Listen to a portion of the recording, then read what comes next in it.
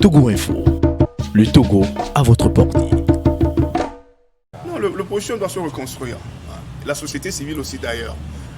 On remarque que, étant donné qu'on n'a plus d'opposition, on a laissé un boulevard devant UNIR qui continue toujours à appliquer les mêmes méthodes qu'ils ont appliquées depuis des années, avec un clientélisme innommable, avec une navigation à vue, des ministres qui font tout et n'importe quoi, des directeurs de société qui se sucrent à longueur de journée, qui ne se soucient même pas d'ailleurs de ceux qui les payent, c'est-à-dire le contribuable togolais, de ceux qu'ils disent gouverner.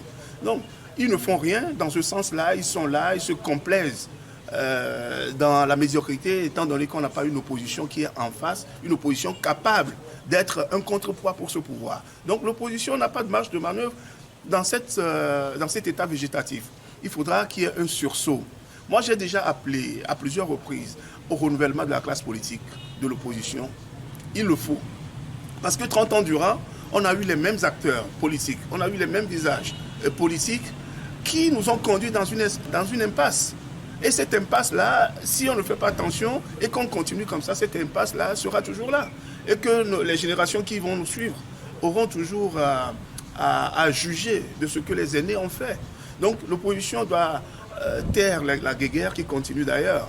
Vous le savez, entre Dieu Sage et la dynamique Bodro d'ailleurs. L'opposition doit taire cette guéguerre-là entre la dynamique et l'ANC pour qu'ensemble ils réfléchissent à une autre alternative, à une alternative autre que celle qui est politicienne.